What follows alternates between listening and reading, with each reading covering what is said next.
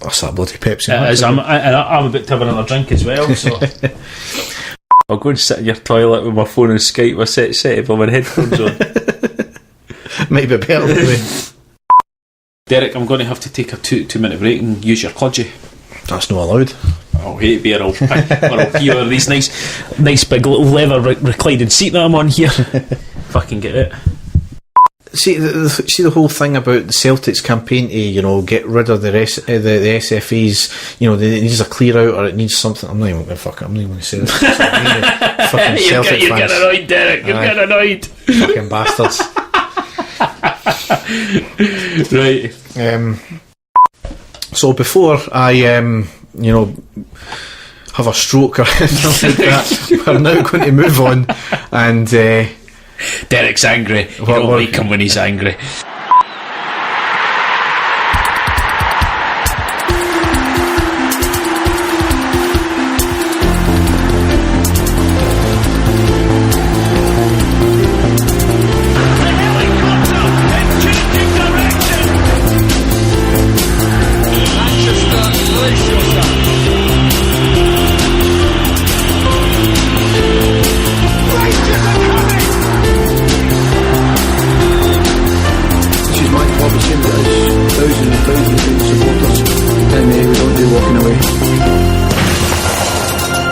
Hi folks, and welcome to the next edition of the I Ready podcast. We are doing it live once again. I'm with my co-host Dave. Yes, Derek, thank you for inviting me, or you and your wife inviting me into your lovely home and your very impressive studio here, which I've put a wee post on, a wee tweet just to show everybody how impressive it looks. So at least your studio is professional. I don't know about me and you, but no, very impressive, mate, and delighted to be here. It's been a long time. Yes, it has. I mean, where were you, Dave? This time I was just away to Florida for 2 weeks and a Caribbean cruise, mate. Nothing too fancy. I really want to turn around and punch you there, to be honest. You're close enough to date as well. Yes, and unlike what I said to David Edgar a couple of nights ago on Twitter, we are not doing this in the buff like we normally do. No, we most certainly are not doing this in the buff. Thank God that's not the case. So we've got a few different bits and pieces to talk about, yes, as ever. So we'll just batter right into it, and we go down the tunnel and into the park. No, we won't. We'll go down the tunnel and onto the pitch. Yes. It's been too long, Rusty. As I know, definitely.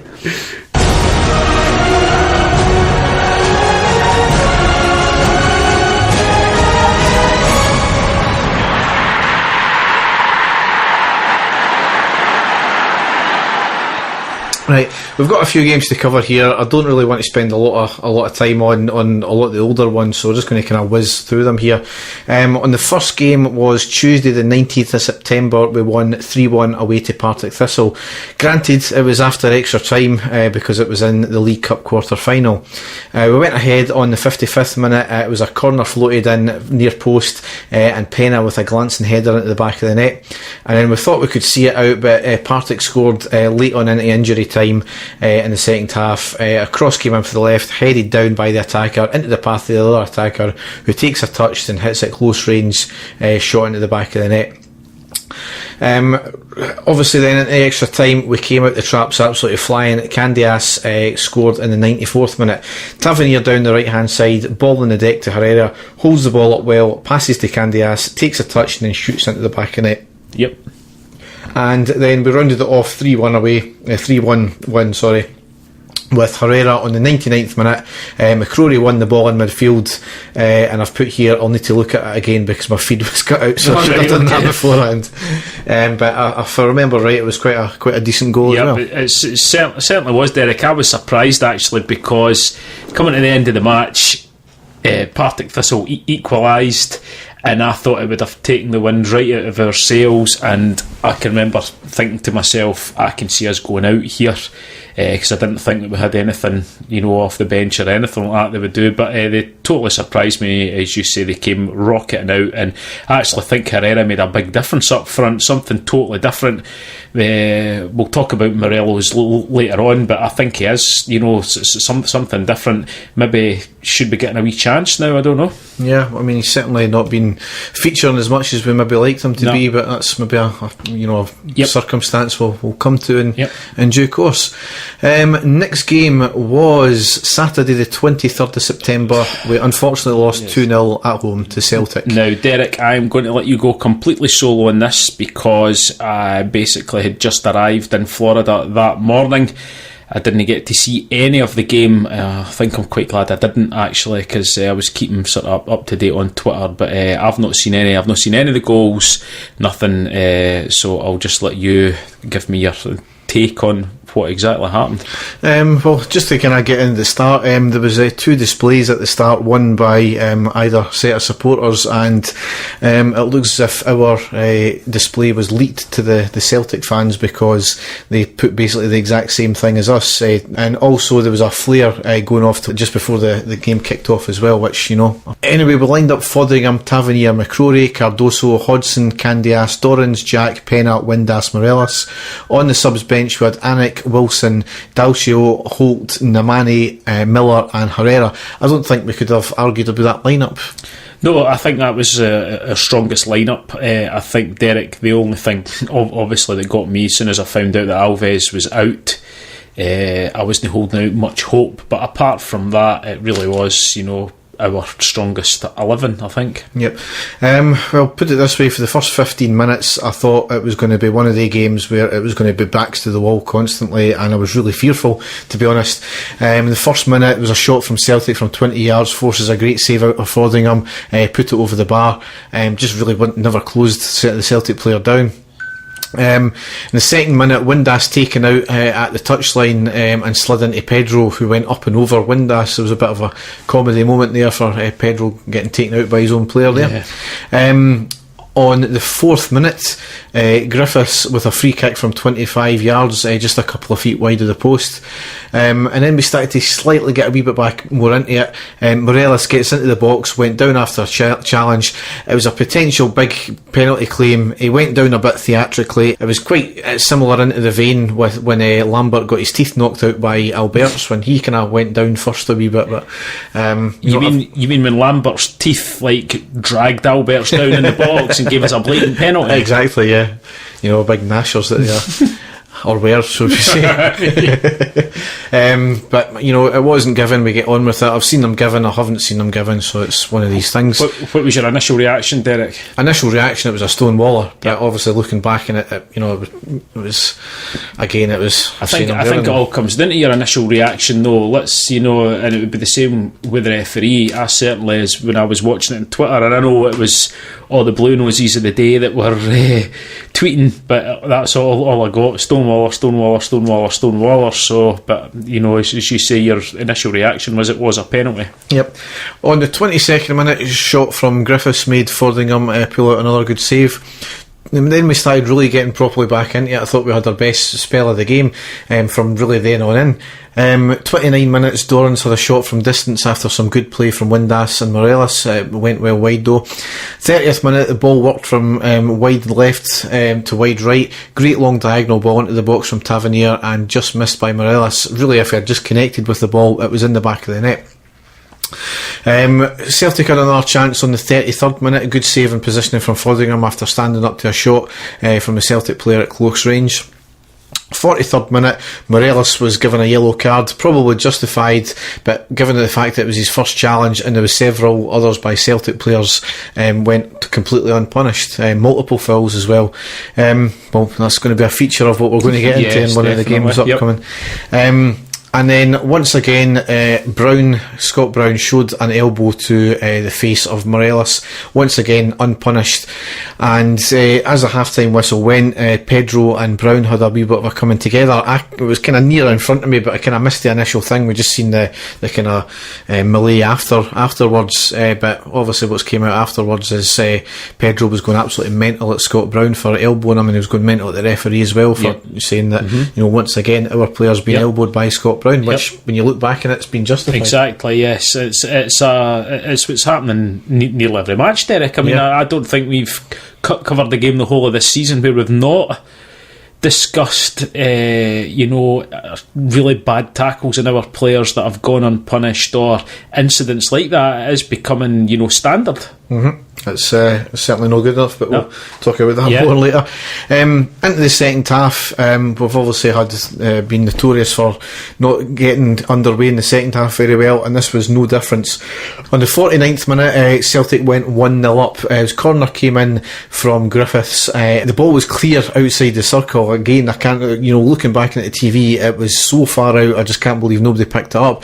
It was a bad ball, and initially fell to the Celtic player, sclaffed pass out to another Celtic player, another sclaff shot that fell to Cardoso, who tried to kick it, missed it, got in the way of McCrory, fell to the Celtic player, who turned and shot it at the back of the net. Bit of a calamitous goal, poor defending from all round really, and it's a shame for young McCrory. Okay, but as I say, Derek, I've not even watched the goals, but going by your analysis there, it sounds as if it's been another defensive cock-up, as you say, something that could, quite easily have been dealt with just by a simple clearance. Yep. After the goal as well, Celtic fans ran onto the apron, and then one of them, just as we're about to kick off again, threw a flare right at Fotheringham, which missed, unfortunately, but it took a good maybe 30 seconds for the game to be stopped, and it was a good few minutes before anything got done about the flare as well. And I've seen the pictures, and it melted through the fire retardant blanket they put over it as well. It's once again, it's something that apparently Rangers have got one of the best CCTV things in there, and we're still waiting to find out from the police who's done this, because it is apparently going to be quite clear. So once again, they get away with stuff like that. 52nd minute, Penna came off, Miller came on. 54th minute, corner not properly dealt with by Celtic. Tavernier managed to get the ball across deep from the right hand side. Headed goalward from Miller, falls to Morelos, who headers the ball. Great close range instinctive save from Gordon. That was really the turning point for me of the game. If that had went in, game on obviously, and then obviously it never materialised from there. 55th minute, just after, long range thunderbolt from Windass went well wide. 61st minute, shot by Celtic high and wide, and then this is when Celtic fans again, really just showing themselves up. They started to keep the ball when it went out for a goal kick to Fotheringham. They kept the ball. Another ball eventually got brought on. Just as he was about to kick it, they threw the ball back onto the field, and they'd done this repeatedly for the next half an hour, up until, there was even a point as well when, I think the first instance, when Fotheringham was just about to kick the ball out, kick the ball that was thrown back on out, as the thumb decides to run up and try and take a swipe at the ball as well, and kicks Wes as well. So the wee shite can't help himself, can he? No, definitely no. He's a horrible wee player. He's a horrible wee guy, and I've got to laugh any time I see wee kids that have got his name on the back of their top. I wouldn't, I think that comes down to parents. I wouldn't exactly say he was a role model in any way. He's just a wee despicable wee shit. Certainly not.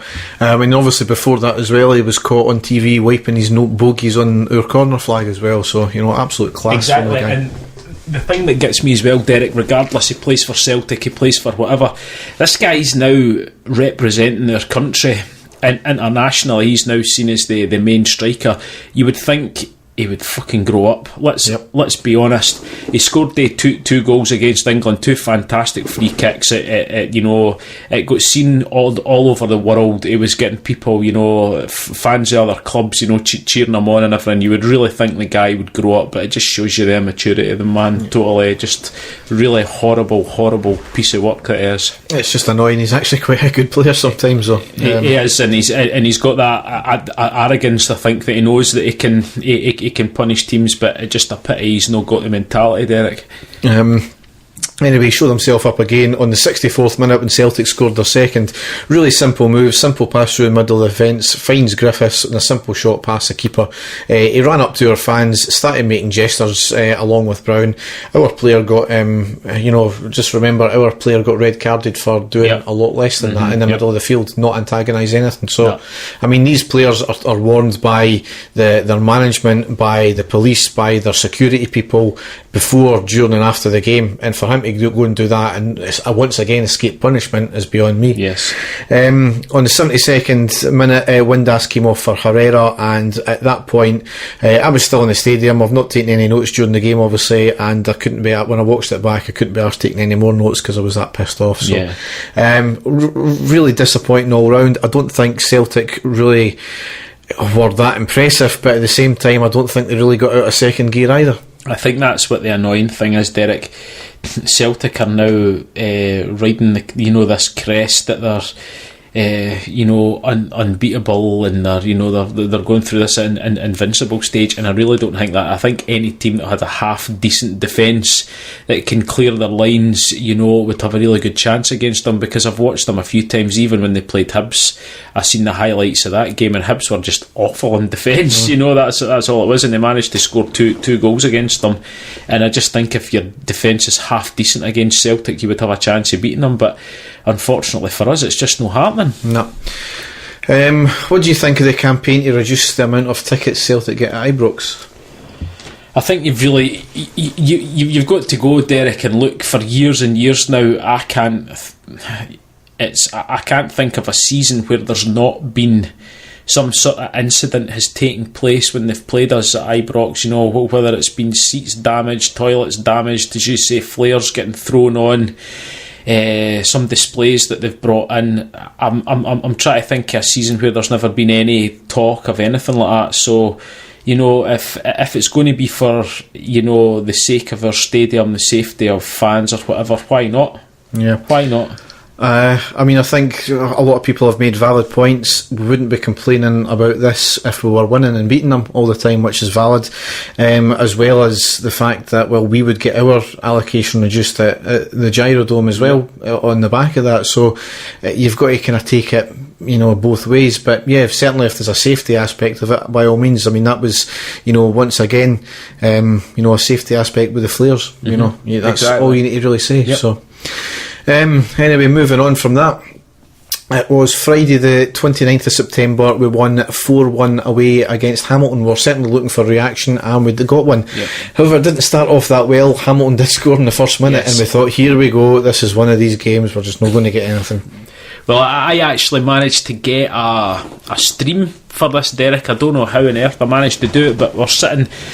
The one thing I'll say about the Walt Disney World company is their Wi-Fi's fantastic, especially in the resorts and stuff, and that's where I was, and it was in the afternoon, and I managed to get a stream, so I managed to see the goals. It wasn't great, but I did actually manage to get to watch the match, which was quite good. So you try to say you got a non-legal stream? I don't know. I don't know what it was, Derek. I just appeared on my iPad, and that's all I'm going to say about it. So, but no, I did manage to see it. So, hello.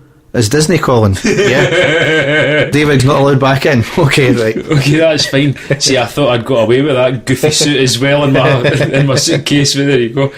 But we did certainly react anyway. Declan John scored on the 21st minute. I've not got my notes for the first goal, and he scored 4 minutes later on the 25th minute as well. It was on the left wing by Windass, pass to John, who got it into the box, shoots at a tight angle under the legs of the keeper. Good all round goal. Yep. My friend that was on holiday with us is not a Rangers supporter, and he saw the goal scorers. He says there must be something wrong with my phone, because it says that somebody called Declan has scored for Rangers. So I says, no, that's right.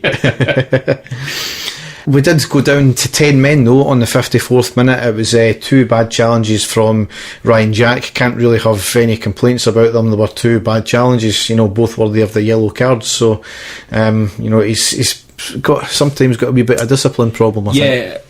I'll try and stick up for the guy, Derek. He is in certain games with, and I'm sure we'll talk about certain players later on, but yeah, I sometimes feel that Jack's doing the work of three midfielders in there, because the other two that he's playing alongside in midfield just didn't turn up sometimes, and it must be quite frustrating for him having to try and cover as much ground as possible and put the tackles in. It has been targeted as well a lot, so I think it must be very frustrating for Jack. He has been really good for us, Derek. I was really sceptical, like I said, at the start of the season, but I think he's a really good player, but that when the rest of the midfield goes missing, it's sometimes just left to him to try and shore everything up. So as you say, two quite bad challenges there, and he was sent off, but I think he just needs to calm down. But maybe if he did get a bit more support, he would maybe be able to just do the job that he's there for. Yeah, can't disagree with that.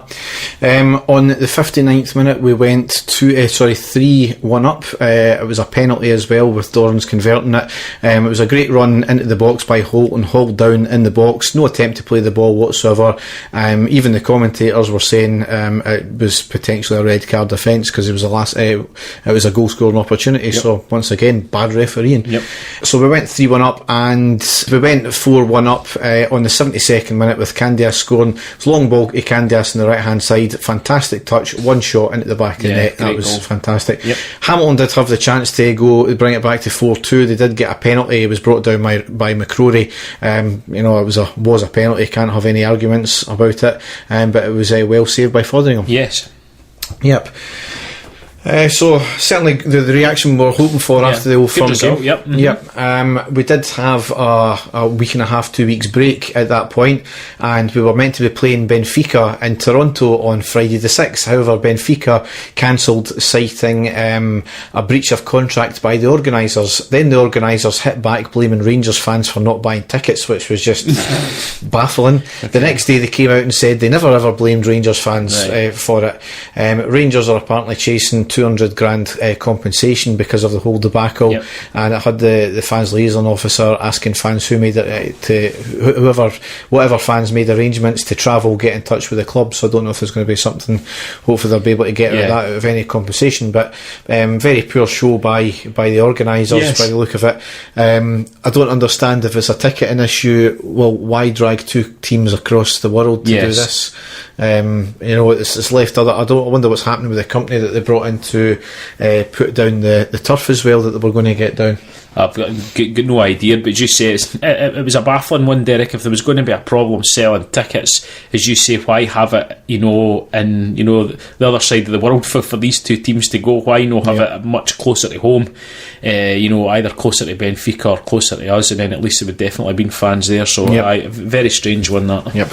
We did arrange a friendly with Morton, I believe, as well. It was three periods of 35 minutes just to change players about all the time, and we drew 3 each. So it was just a keep fit game, as it were. So it wasn't anything spectacular like Benfica or anything like that. And the next game, Friday the 13th of October, we won 3-0 away to St Johnstone. Now, there was a lot of words beforehand. I'm not sure which kind of side I sit on with Pedro with this, for he was claiming of leaks and alluding that it was a Halloran that was giving leaks to St Johnstone about Rangers tactics the last time, and it was usual mind games, I think, more than anything else. But the usual media like to whip it up into a frenzy. I think Pedro now is needing maybe just to I would like to think that he sussed the media out by now, that he basically can't get away, say anything, whether it's lost in translation or not, because it's going to get completely turned around to make him look bad. And I would have hoped that he'd have sussed all that out now, but I don't think he has, Derek, because he's still been coming away with a lot of stuff, and going by that the game that you're about to get into after this one, it's we'll see why.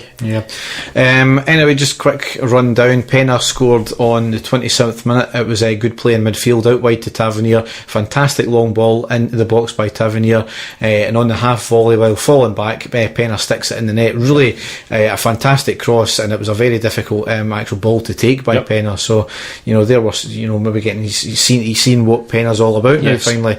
The game played on, and St Johnstone went down to 10 men. It was their captain Anderson got sent off for a second yellow card offence. He pulled Morelos back. Could have no arguments about it whatsoever. The first yellow card he got was quite an interesting one. It was a bit of handbags again, and he booked the two players for no reason, I don't think, to be honest. So potentially could have been felt aggrieved, but if going by the letter of the law that's what you're meant to do, then that's what you're meant to do. So I don't know. Anyway, Penner did stick it in the net again on the 78th minute. It was a switch of sides from left to right, great ball into the back post, and Penner with a header from 6 yards, great goal as well. Yes. And Dorrans, who was having probably his best game so far for Rangers, sticks it away in the 86th minute. It was great play from Morelos, who was actually fouled on the edge of the box. Game played on. Ball falls to Holt.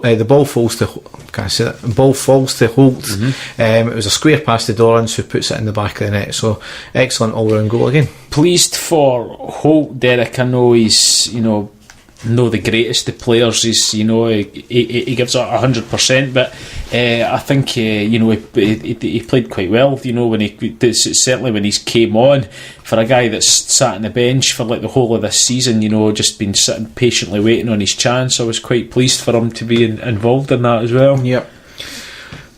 So into the last game here was Sunday the 22nd of October, 2-0 loss against Motherwell, and it was at Hampden in the League Cup semi-final. Now, before the game started, or rather, about a week before, there was rumours of leaks coming from the dressing room, rumours of disharmony, and Kenny Miller had been dropped from the initial team, and then he was dropped into the under-20s to train. He came back into mainstream training. His agent goes nuclear on Instagram twice, and then he's brought back into the main squad for training, but he's not played in this game, and he's actually not even included in the squad. I don't know what to make of this, to be honest, for the fact that he's been pish this year so far. I think he's been going rogue in terms of the way he plays. He's been dropping back far too much, and he was doing that all last year as well, or most of last year since Kashina came in. And I think he was well overdue to be dropped. So he was justifiably dropped from the team. And whether he was due to drop, whether it was justified to drop him in the under-20s to train, we don't know, because that's obviously internals of the club there. But really, his agent going nuclear on Instagram, if he's gone rogue, I'd expect Kenny Miller to publicly come out and say that the agent's not speaking for me and sack him, but he hasn't done that. So that leads me to believe that Kenny Miller is aggrieved with the club and aggrieved with Kashina.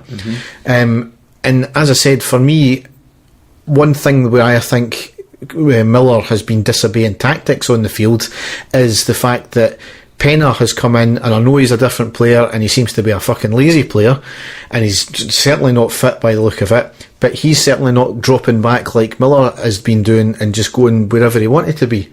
So is that Penner being told to stay in that kind of forward role, or is that a case of the fact that Kenny Miller was given a free role anyway? I don't know, but what's your take on it?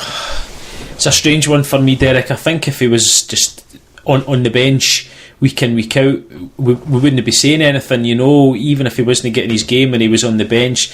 The whole thing, as you say, that he's been put to the under-20 team, it's a strange one, and we're basically doing a lot of guesswork here. There's not a lot being said. Kenny Miller's a great professional. He's a great guy to have at the club, and I've been saying for a long time that Kenny Miller would be a great option to bring off the bench. He was excellent for us last season, as we know. This season, as you quite rightly said, he's not been good enough to get a starting place. He's been very poor, not playing as a striker as he should be, as it's his best position. But again, I think it would have been perfect for Kenny to be, a player on the subs bench, and if he was fully fit, a great option to bring on, especially in the last few games when we've not been able to score, or the Celtic game and the Motherwell game as well.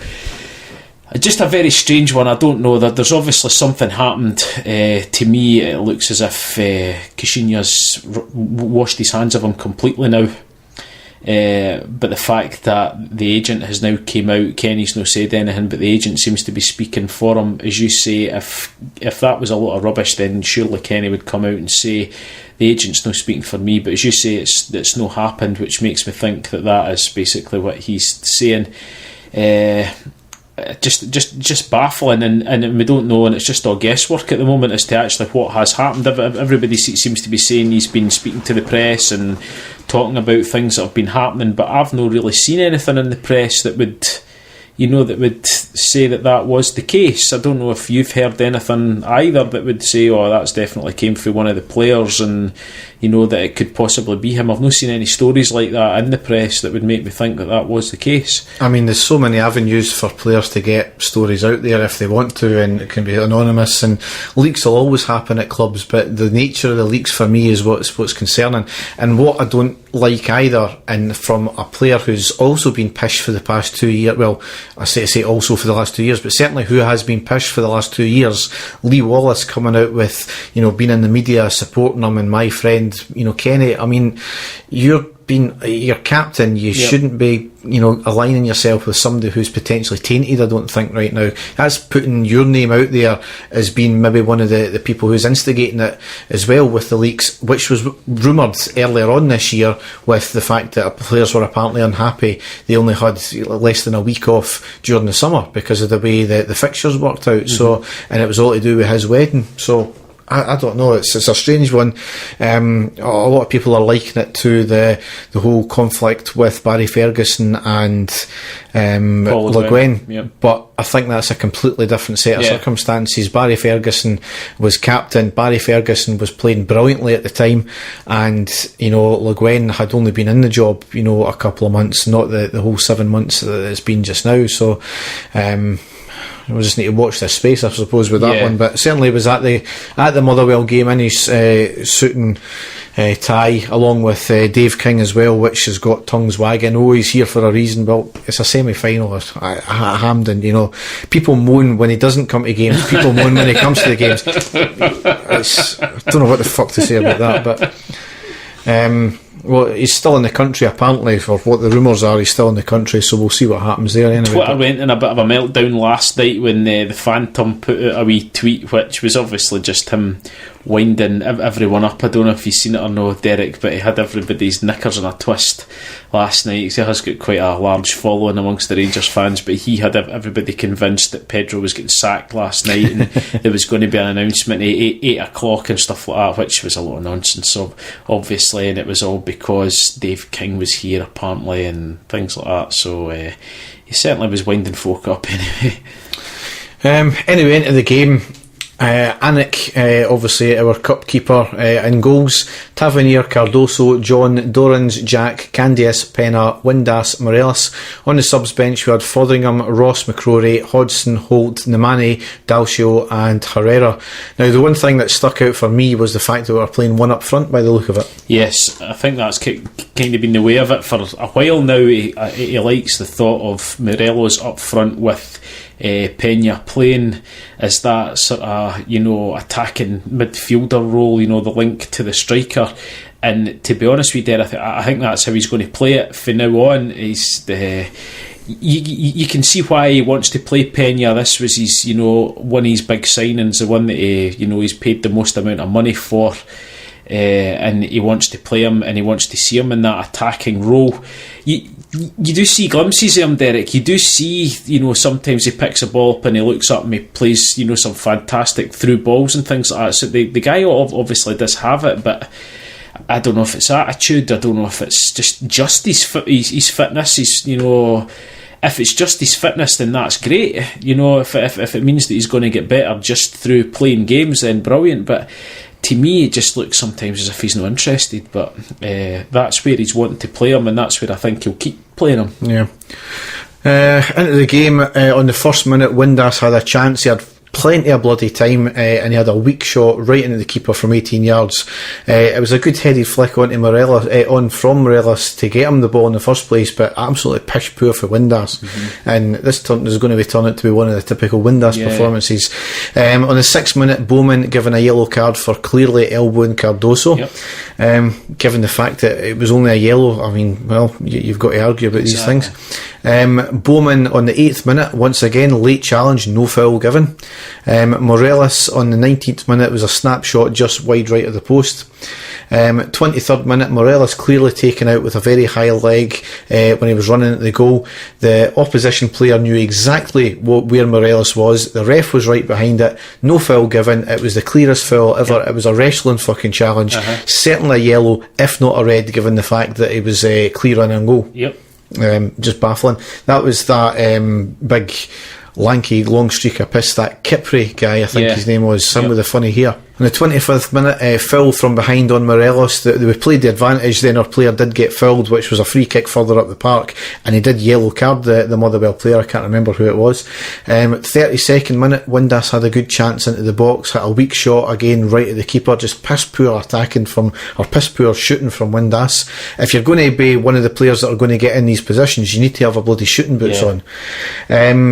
On the 33rd minute, it was a good save by Anik, gets the ball out for the corner. 35th minute was a clear foul by the Motherwell player and given against Rangers by the ref, but he was overruled by his linesman who was on that side. So once again, the ref showing his complete incompetence there. 37th minute, Molt caught by an elbow of Cardoso. It drew blood. Game not stopped. Cardoso was looking at the ball the whole time and didn't know where Molt was, but the play raged on for a good minute when Motherwell were attacking, and nothing. The ball wasn't stopped, and there was clear blood coming from his face, and that's what Molt was running right up to the referee rather than going getting any treatment. He was going mental at the referee and showing him, look, this is what was happened. I mean, it's just dangerous by the referee and the officials there for not stopping that. That's the whole rule. Any head knock, especially if there's blood, the game stops instantly, no matter what happens. Never done it.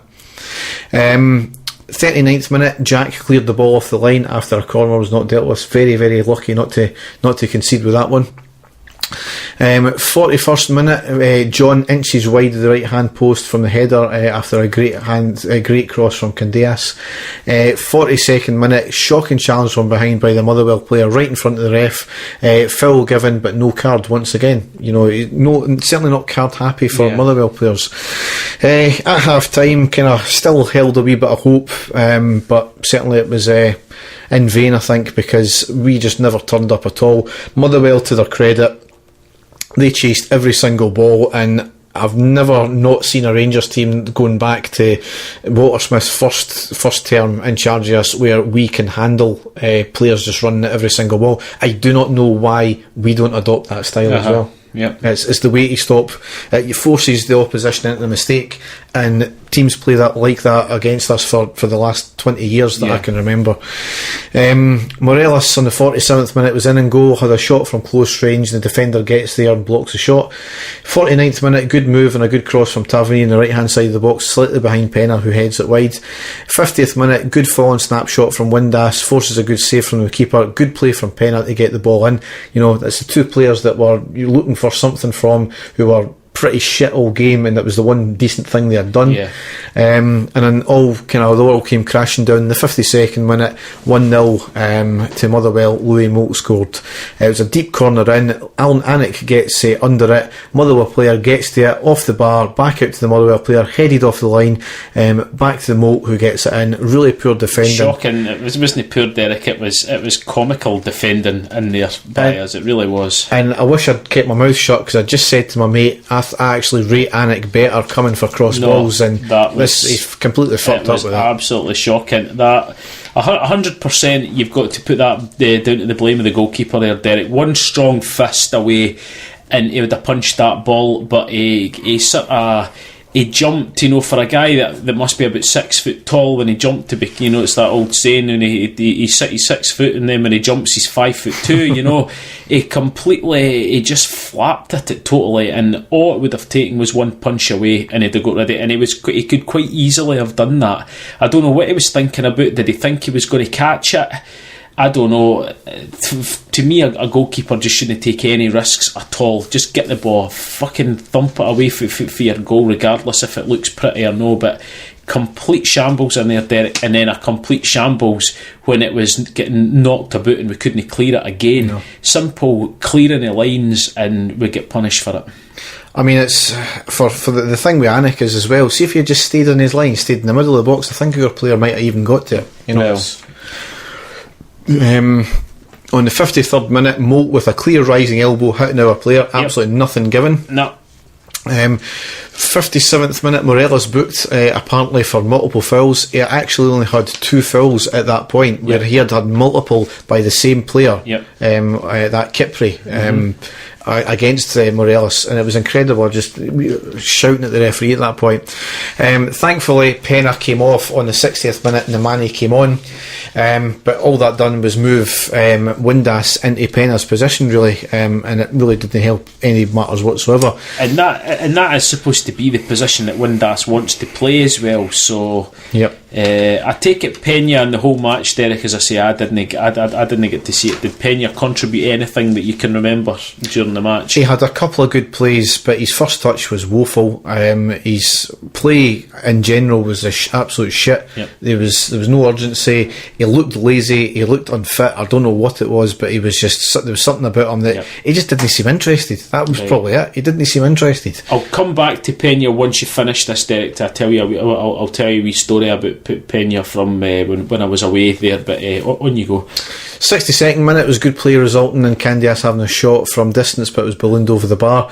And the biggest controversy of the whole game, I think, 63rd minute, Cardoso smashed in the face by Bowman with another elbow once again. Nothing given, play raged on, blood streaming, ref never stopped it, the officials never stopped it, Pedro raging, went mental at the fourth official, went mental at the ref, Motherwell manager started arguing back and ends up sending both managers to the stand. In the meantime, probably a good part of a minute and a half before the game got stopped, only because the ball went out of play and Cardoso could get some sort of some treatment. Again, just incredulous, the fact that a head injury, a very bad one at that, blood streaming everywhere, more so than Moult's, and the referee and officials never stopped the game. I'm just absolutely baffled by that. It's what's annoying me even more now, Derek, after today, is that at the time everybody jumped on Pedro's back for going mental at the referee and coming out and I'm getting sent off, and Pedro's lost it, he's needing to calm down. He was quite right to come out and go absolutely mental, Derek. And what's getting me really even more annoyed today is that Brendan Rodgers just came out today on Sky and said that even he was baffled by some of the decisions that were made by the referee, some of the dangerous things that went on, and he was totally shocked. And now all of a sudden that it's correct just because Brendan Rodgers says to say that is. Exactly. When Pedro does it, it's like, there's that crazy foreign guy, he's needing to sit in his arse, he's not got a clue. And that's what's annoying for me. He was quite right, of course. If you see one of your players, as you've just quite rightly said, that was a potentially very dangerous situation that was happening there, and he never got any medical attention at all as soon as it happened, and it was as clear as day. There was blood absolutely pouring, and you've seen the pictures that he posted himself on Instagram as to the state that his nose was. Absolutely shocking. Pedro was quite right. I don't know what the Motherwell manager got involved in either, because Pedro was clearly gone mental at the officials as to why the game wasn't getting stopped. The Motherwell manager gets involved, and then it's just a big, but again, it's all down to that mad Pedro again. I do feel sorry for the guy, Derek. I know we will talk about him, but wee things like that, he's getting everybody on his back for the media, and that's how it was portrayed at the time. Yep, it was just baffling all round. Shortly after, obviously just during that, Cardoso came off and McCrory came on. McCrory played fantastically, I've got to say. unfortunately never stopped the goal though. Candias in the 67th minute had a shot well high, I've put here. Yep. And again, as I said, I was mentioning that Kipre on the 71st minute, 2 clear fouls in the space of 2 minutes when he was already on a yellow. Certainly one of them another booking. No fouls given. Fouls were given at the time, but no cards were given either. It's baffling. Yep. If you can book Morelos for multiple fouls when he's actually had 2 bloody fouls, this guy has had clear fouls all throughout the game. Because he's on the yellow, you don't give him another yellow card. Absolute crazy refereeing. 73rd minute, we went 2-0 down. Just fucking what can we say about this? It was a great goal, and again, pish poor keeping, I kind of think. Basically, one simple lob over our defence onto the on-running Moult, one touch lob from about 30 yards over a keeper. I think the keeper was completely in the wrong positioning. It was maybe the fact that it was just one quick high ball up, and that was all it taken. Great finish, Derek, to be fair to him, and again, Moult punishing us. You can say what you want about being a dirty bastard or whatever, but punishing us, and really, again, something that I said at the time, I'm sure you said it as well, we should have just went out and bought him before the season started, and you would have probably found he would have been playing really well for us. We'll never know now, right enough. It's one of these things, but for everybody out there that says that he's no good enough to play for Rangers, he's certainly good enough to punish us, Derek. Yeah, certainly. Just do what Celtic used to do, just buy players to stop them playing and either signing for the opposition or stop them scoring against them. It does annoy me when I see that all the time. He's no Rangers class. Well, he's class enough to cause us all sorts of problems during every single time he plays against us, and I don't know how many goals he scored against us now. That must be about 4 or 5 that he scored against us in the last season and a half or something, I think. Something like that. So that myth for me goes right out the window, when people say things like that. Coming into the last bits here, 84th minute, good cross on the left from the Manny, good header from Morelos and a good save from the keeper, probably our best chance of the second half actually, and another piece of just stupidity and bafflingness from the referee. 85th minute, bad initial challenge on Moult by Alves. I don't know what he was trying to do. He was trying to mount him, I think. Both of them on the ground. Alves has a kick out, so does Moult. Herrera charges in and pushes Moult down.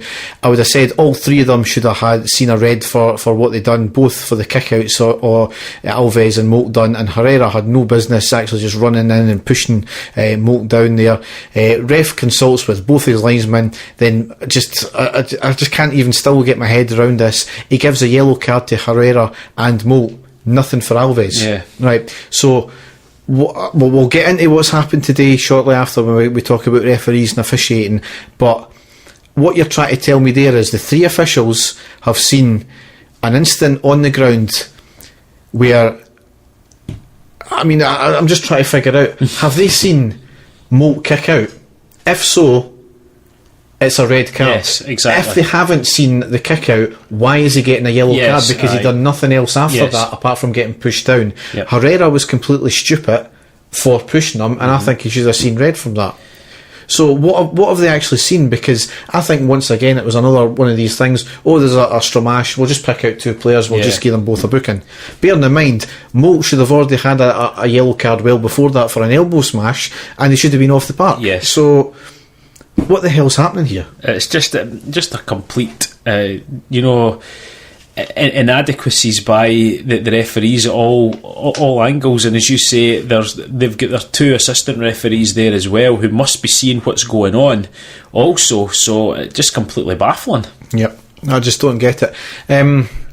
Obviously that's left us out of the cup. We would have been playing Celtic anyway. I wouldn't have been looking forward to that, to be quite honest with you anyway. So where do we go from here? The usual hysterical fans just wanting Pedro out straight away. Now, Derek, we're trying to keep a sort of level head here. I wanted to talk to you before I talk to you about the manager about the first team at the moment, and I think there's a number of big name players who basically have just not turned up. And there's a couple of players that I want to speak to you about first of all, and a good point that you made where we text that you sent me during the game, but Bruno Alves, first of all, Derek, I've been really disappointed by Bruno, and I know he's been out a few games. He got injured, he's came back and stuff like that. For a guy his experience, a guy his standing, a guy who's currently, still getting picked for the Portuguese national squad, Alves should be breezing through games. And to me, the simplest things he's not doing right. He should be organising everything, and I think he's looked very lackadaisical. I don't know if I was being honest, I would say that he wasn't taking it seriously. I don't know if you feel the same way or not. A guy is obviously a class player. He looks the part. He speaks very well, but I've been disappointed so far. I don't know if you feel the same way about Alves. Cardoso, I think I can see a player there. He is the type of player that was brought in, an up and coming player in Portugal, highly thought of.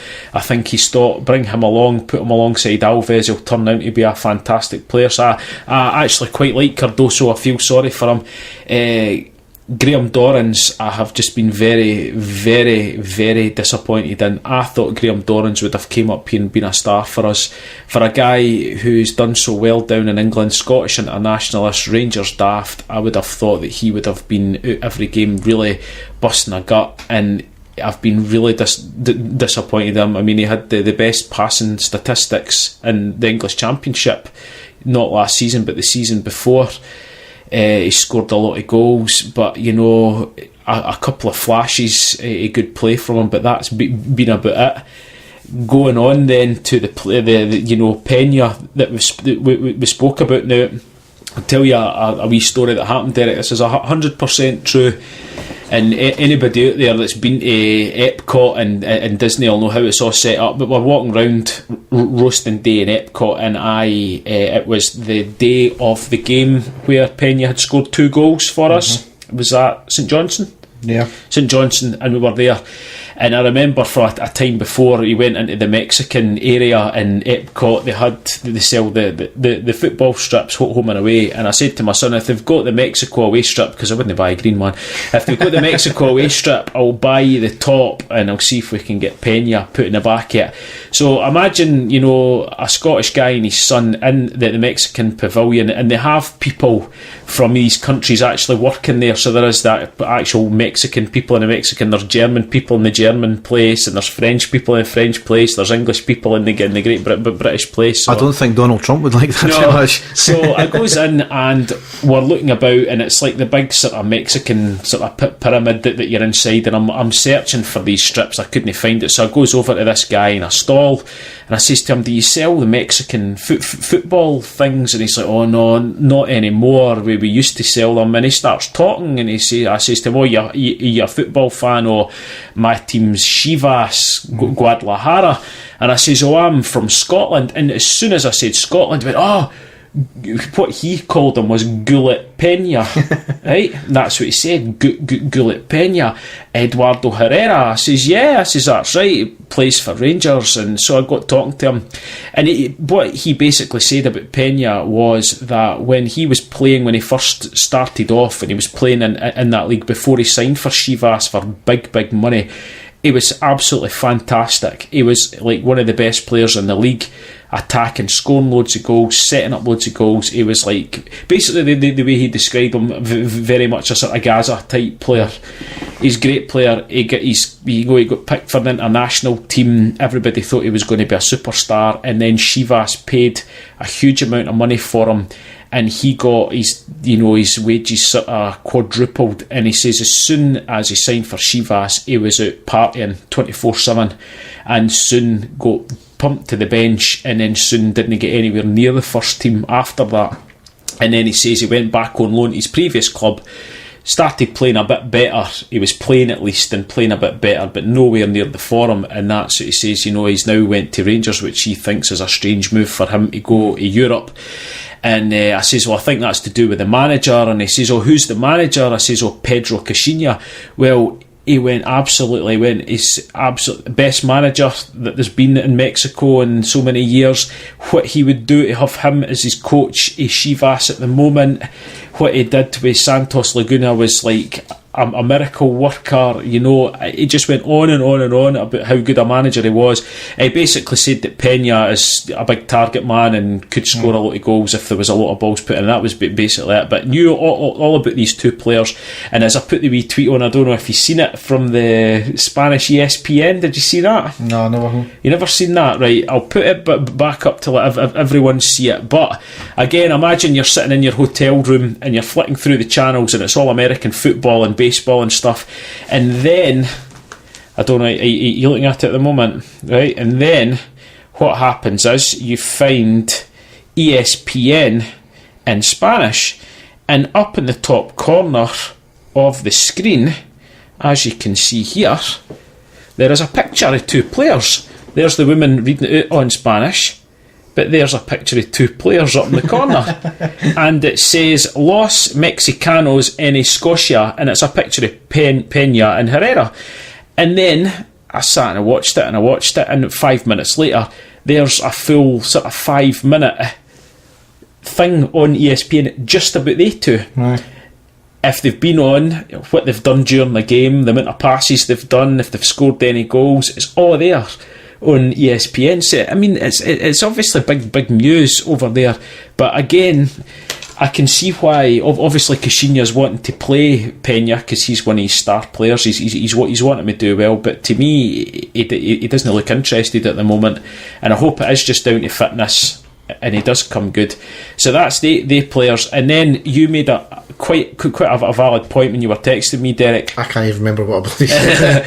You spoke to me about Morelos, and you said that Morelos gets away with a hell of a lot for the Rangers fans because he's came in, he's a young player, he's scored quite a few goals at the start of the season, but he's not scored in 7 games now? 7 games. 6 or 7 games now, and it's no through lack of trying, but is it time that he maybe had a wee shot on the bench and Herrera gets put in there as the main striker to try something different and maybe change him? It maybe, I don't know, I'll not say make him try harder. I certainly don't think that's his problem. I think he does try, but maybe it would help him out. I don't know, but he certainly does get, nobody gives him any stick, Derek, and I think if you think about it, if that had been Kenny Miller or anybody else that has scored a lot of goals at the start of the season and now hadn't scored in 7, there would be a lot of people losing patience with him. And I'm not slagging the guy off, but maybe it is time for him to even have one game coming onto the pitch from the bench and maybe trying Herrera up front. I don't know, but I thought that was a valid point that you made at that point.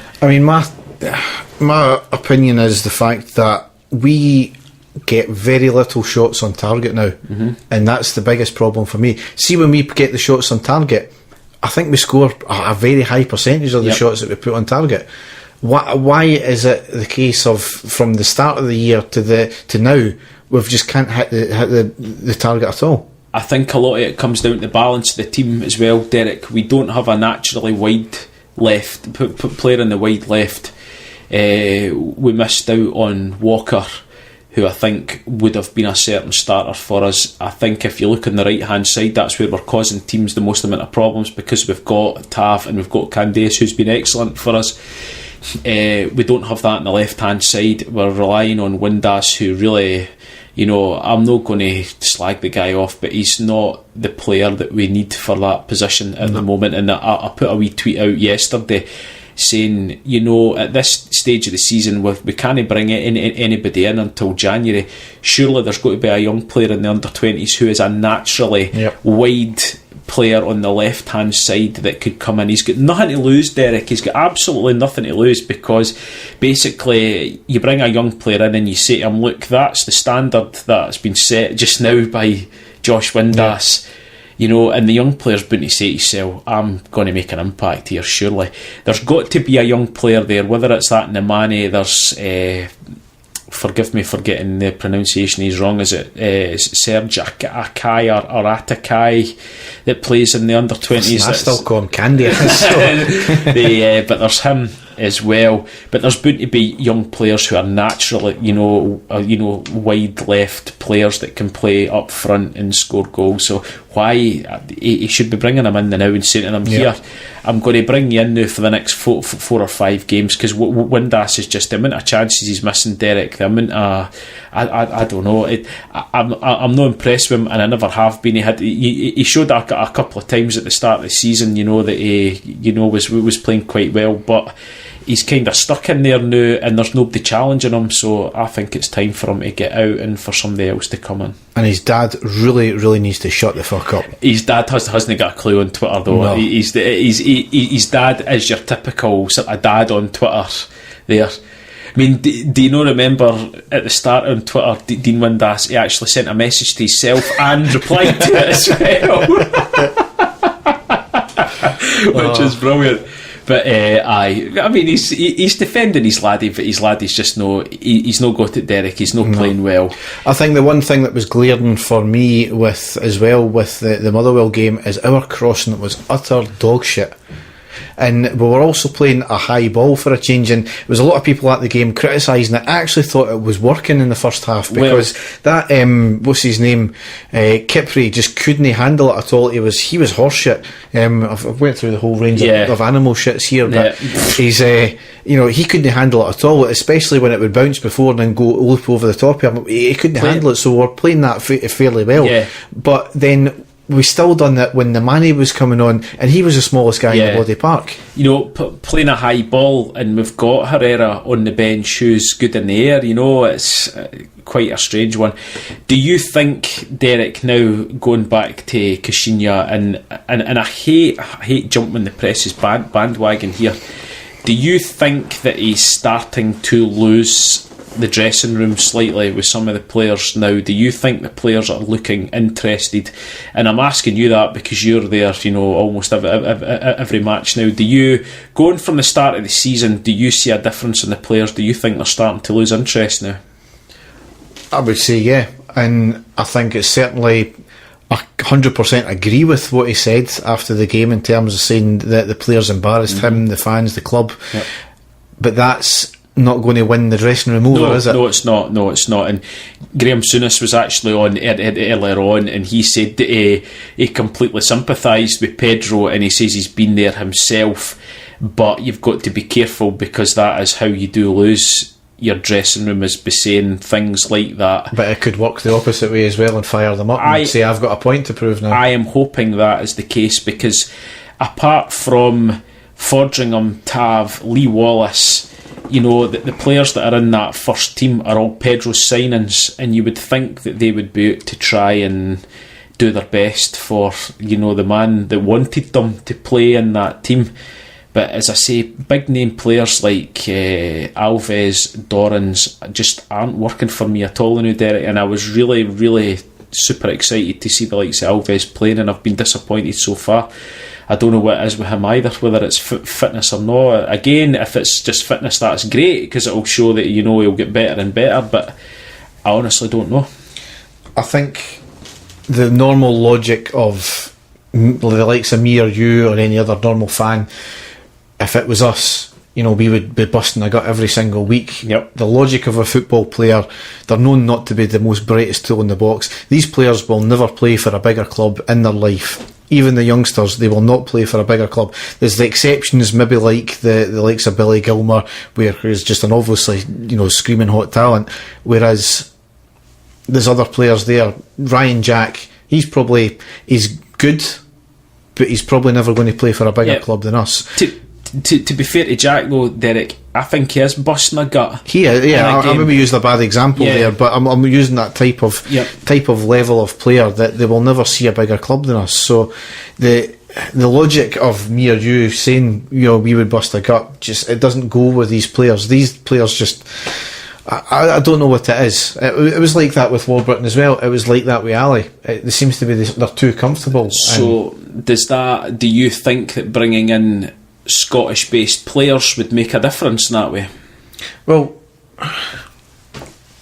how can you tell? Because Michael O'Halloran was great at St Johnstone, utter shit at us, and he's went back to St Johnstone, and obviously he's out injured now, but he started being brilliant again. And it's true what they say, the weight of the jersey at Rangers sometimes is too much for them. And to be honest, that's a lot of the fans' problem. That's the fans that bring that on the players sometimes. I mean, Dalsale has never kicked he's never played. I think he's There's another player, wide left. Is he no a winger? Yeah. So why is he not getting his place over? That was getting on to my point there, is the fact that the players had made their mind up about him in that first progress game already. And he's never started at another game since that first game, and I think he's only came on as sub maybe twice after that and played minutes. Yeah. And they've already wrote him off as shite. Surely though, if he was coming on in place of Josh Windass, if he was coming on in that position, I don't know, maybe fans would be saying, well, he surely can't be as poor as what Windass has been, for there. That's a surprising one. I thought we would have seen a lot more of Dalcio, to be honest with you, considering he was a left winger and we don't have one. That was like, I'd actually forgotten about him completely until you mentioned his name there. So it's bearing in mind he's only on loan till the end of the season, so it's a case that, well, if he doesn't get game time, I can quite see his parent club asking him to come back and go out on loan with another club. We've kind of danced about it here for 64 minutes here. The big elephant in the room. And I'll ask you before I give... come on, Derek, I'm not that big. Should Pashina... Did you say Pashina? Pashina. I think you've made your mind up already, Derek. No, that's just that dodgy club I went to in the Burda, mate. Pashina. Oh dear, I could try to defend the poor guy. Should Pedro Caixinha stay or go? I've been looking at Twitter, Derek, and if Caixinha went for us to bring in Alec McLeish, Tommy Wright, I would say no. I don't think that Alec McLeish is the type of player, the manager to come in right now. Alec McLeish came into Rangers originally, remember, when we had the likes of Ronald de Boer and that in there, and to be fair to him, he's the last guy, he won us a treble, but he had some world class players in his team at that point. Tommy Wright is a St Johnstone manager, end of, and the amount of people I've seen banding his name about is incredible. I don't know why people do that. Derek McInnes, in my opinion, and it could still happen, my opinion that Derek McInnes has reached his peak with a team like Aberdeen and done his best there. I don't think Derek McInnes would be a great Rangers manager for us. Somebody again put it the other day, he's a manager that gets second place in Scotland. I think that's about as high as he would go. He's a manager that couldn't even put up a serious fight against a Ronnie Dela's Celtic. Yes, and that was when he had, most of his top players playing, Derek, as well, before they disappeared. I would be looking at, if Pedro goes and we had a top quality experienced manager and player already to come in, I would say okay, let's do it, but I don't think we have. And I'm desperate for him to do well, Derek. I am desperate for him to turn it around. I really am. But we're getting to that stage now that it's, game after, he'll win 2 games and we'll be saying, right, that's us back in the way. But he's never won 3 games in a row yet, which is going... The win ratio, I was told the other day, is worse than what Mark Warburton's was at this point in the last season. So I think we can definitely see... I would say personally that Pedro's team this season would beat Mark Warburton's team for last season. Yep. Right, so I can see it that way. I don't know if we've just got such high expectations that we're expecting to be challenging Celtic right now. I know that goes a lot for it, but at the same time, he has brought in a lot of players. We have spent a lot of money considering where we are, and his players haven't turned it on for him, which is disappointing for him. I'm at that point where I'm 50-50, Derek. You, on the other hand, the last time I spoke to you, were about sort of 95% backing the manager. Yeah. But I don't know, the way you're speaking, Conan Pish, I think that's maybe changed slightly. No. I mean, I don't think he should go now, no, but it's increasingly getting more difficult to come to that conclusion. Yep. Just for the fact that, you know, every major game he's lost, yep. with the exception of that 3-0 victory against Aberdeen. But what I really don't like is the fact that people are still counting last year, you know, last season's results as part of his record. I count it from the start of this season. This is when he started as a proper Rangers manager. You've seen that, and I've said this before in the pod, you've seen that from last year, the way he was setting his team up, the players he was putting in, he was experimenting to see what players he's got, where he can put it. That's basically writing off a season. That's not being 100% serious with every single game. So I started from, you know, the progress game, and even then, a majority of the players that played were not his players at the time. But it's still when I count it from, and absolutely completely ridiculous result, not getting through against them. Yeah. Obviously the Celtic game, we were never expected to win that anyway. I don't think it was a disgraceful result. We should have put up a wee bit more of a fight, but I don't think we disgraced ourselves. We've still to play Aberdeen twice, which I think will be the turning point if tomorrow night goes okay. And what was the other game we played? The Hibs game, that was completely taken out of our hands. I know that. I mean, that's so you look at it this way: he's been put out of a cup, which is disgraceful. But bearing in mind, and we're Rangers, we should be winning. Yes, exactly. We know. I don't want to get into that, but Motherwell are actually riding quite high now. They're only a point behind us in the league.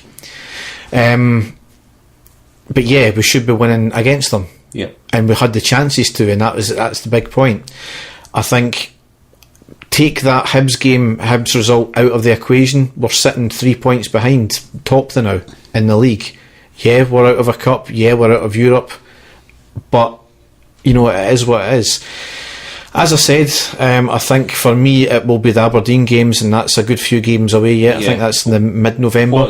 What's their next set of matches then, Derek? Well, then the games to come is tomorrow night, which the pod will be out the day of, which is Wednesday the 25th of October, is at home to Killie.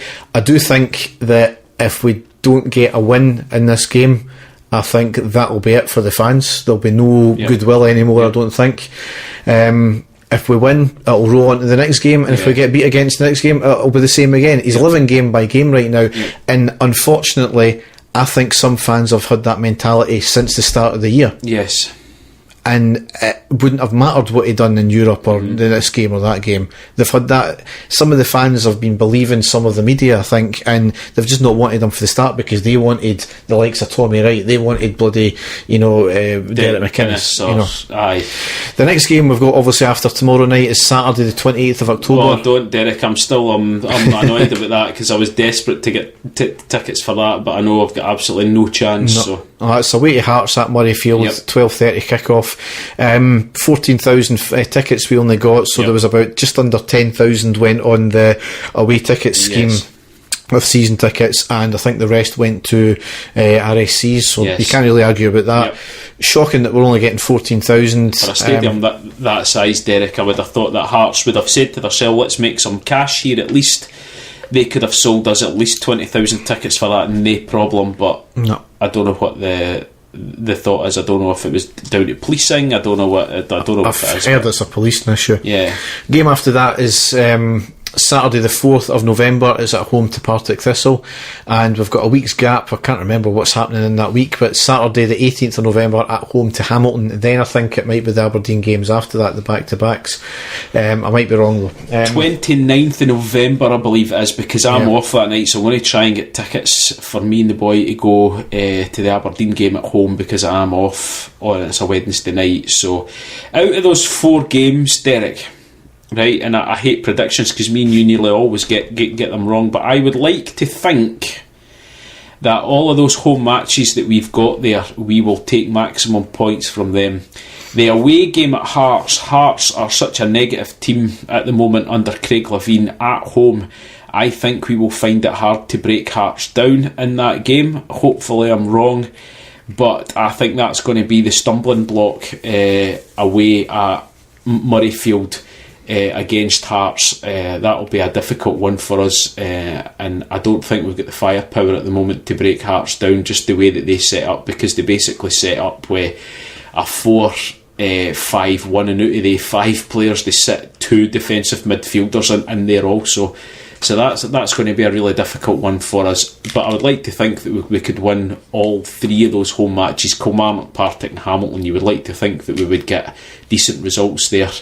But that one game against Hearts, I think, could be the stumbling block. Would you agree? Yeah, quite probably, yeah. But it's again one of these things you would like to think we'd get results in the home games, but what have been like for the last while. So if it's going by form, we're going to beat Kelly, we're going to beat Hearts, and we're going to get beat against Partick. So you never know with these things. So we'll just need to wait and see what happens. And as you've said, we just really hope it works out for Pedro, because at the end of the day, as you kind of alluded to there, is there anybody there lined up? If we've got a world-class manager or a very good manager lined up, maybe we should just pull the trigger and go for it. Again, it's a money issue. Talking about that, Derek, the one name that keeps cropping up, I don't know if you've read it or not, but the one game, but it would take a hell of a lot of money, and I think it would be a big gamble as well, but everybody seems to have their, you know, they're going, and that is disgraced England manager Sam Allardyce. Who is there, certainly a big name manager, certainly gets his team, you know, set out defensively solid and stuff like that, but I think it would take a hell of a lot of money to bring Allardyce in. Is that the type of manager we want in? I don't know. I mean, I've never rated him highly, to be honest, myself, and the key word there you said was disgraced, so... Well, exactly. So that's the thing. Now, just going back there, which I think is quite funny, Derek, I've just went on to Twitter there just now. Again, I get annoyed with myself when I look at anything like that comes out of the Sun and things like that. But there's a wee tweet there from the Scottish Sun Sport. Chris Boyd says Warburton's Rangers were better than Kashinya's side. Now, like I just said, I would be quite confident going by the incredibly poor standard of defending from the Rangers team of last season that the team this season would beat them, because really the only player that Rangers had last season was Kenny Miller, let's be perfectly honest. So I think that's pretty poor examination of the team by Chris Boyd. But again, Chris Boyd, another one who is for some reason has got a bit of a grudge against us just now. I don't know why, but again, maybe it was all because of the whole Barry Ferguson incident and Ferguson no getting picked for the coaching team or whatever, I don't know. And but there you go, I think that's a lot of nonsense. Yep, it certainly is. Right, one of the things we obviously need to discuss as well, and it's certainly not the reason why we lost the Motherwell game, but it did have an influence on it, was referees. Yes. We kind of highlighted throughout that game there the blatant fouls that were against our team, but nothing was given. The assaults on our team, nothing was given. And I'm left baffled with it, because obviously tonight that what broke was the fact that Alves, quite rightly, has been offered a 2-game ban for his kick out. However, quite rightly as well, Rangers have came out and absolutely put a spot on statement, slammed the whole process about this, saying that everybody can read it obviously themselves, but slamming it, saying that they're refusing to accept that, they're going to appeal it, and the fact that if that incident was the only incident of violence in that game, then you know it's quite clear that Rangers are being held to different standards when it comes to discipline than the rest of Scottish football. We've said it for a long time. I've always been of the opinion of the fact, I think it's just exceptionally bad officiating, and I don't give into this conspiracy thing and any bias, but for me, that's the tipping point right there, when the fact that Louis Moult isn't getting any further action done to him. Considering he got booked in the instant, which I knew straight away when Alves wasn't, they would be looking back at this at retrospective action, which they have done. Bowman isn't getting any punishment either, despite two clear instances of him doing that. None of the other players, there was at least 4 players for Motherwell should have been sent off in that game, and potentially 2 of ours as well, with Herrera and Alves. Alves is the one who's gotten the punishment for it, but are you trying to tell me that nobody else in that game, I'm talking about Motherwell players, I mean, should have not seen the exact same? Like I said, Derek, it's saying something when the manager of the manager of our greatest rivals comes out and says that he's baffled why there wasn't any action taken against the Motherwell players, and that was a guy who had nothing to do with the game and was watching, his biggest rivals playing in the TV. He's got an agenda though, because he's obviously wanting to make sure the referees clamp down on it for the final. Obviously, Derek, is that's been the case for quite some time now, anyway. But I'm going back not just to that game, Derek. Has there been one game that we've covered this season where there hasn't been mention of poor refereeing decisions? I don't think there has been. No. Or if there has been, it's maybe just been 1 or 2 at the very most. I mean, going back to the Hibs game and Anthony Stokes, that was just diabolical. That game against Motherwell was diabolical as well. And as you say, we never ever want to look at us as being paranoid and think that there's anything against us. But when decisions like that happen today, you're saying to yourself, what is it going to actually take for action to be taken? What's going to actually happen for action to be taken? Is it going to be a serious career-threatening injury before something's actually going to happen? But there was 2. I mean, it was certainly one of them. Moult wasn't as bad as Cardoso's, but there was 2. Yeah. So I mean, so what's going to happen? Is it going to be something really catastrophic before anything any action gets taken? And it just seems to be happening every single game now. It's the fact as well that in the Hibs game as well, obviously Rangers appealed the Jack red card. It got rescinded. Never even got dropped a yellow. It got rescinded completely. What does that say? Exactly. And I don't think incompetence. The referee, just ended up. I think he got dropped for 1 game to the Championship, and brought back in. When you're constantly making big mistakes like that, game in, game out against us. And see what's even worse is Brendan Rodgers came out and says the linesman apologised to him after the game for getting something wrong, a major, I think it was an offside or a penalty decision wrong. When have referees ever came in and apologised? Have you heard about referees apologising to managers after the game? Never. Celtic have got the run of the SFA, and when it comes to officiating, they got referees to strike, for fuck's sake. And they've been shit fear of Celtic and making decisions against them ever since. And is that going the way of now that we are getting nothing? I don't want, again, as you said, don't want to sound paranoid or anything like that, but what other conclusion can you come to? Somebody put it very well on Twitter, the fact that mistakes can happen in games, referees can be just pure shit throughout the game, and they make mistake after mistake. It's bad, but we can accept it. But for today's decision, for somebody to literally sit down, and I would like to think they're watching the game fully back to see every instant, and then they know about instant because they've came out and says no further action will be taken against Bowman, but for them to come out and say Alves is the only one after seeing it multiple times and multiple angles, for them to say Alves is the only one who's going to get any punishment, that is just reeks of bias for me. Well, but again, as you say, we come out and say things like that. We're being paranoid, and it's just baffling again. And as you say, after the decision today, it doesn't just look like incompetence now on the actual pitch.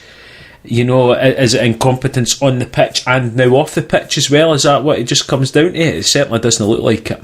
Yes, before I have a stroke, we're now going to move on to the classic match. Manchester, brace yourself.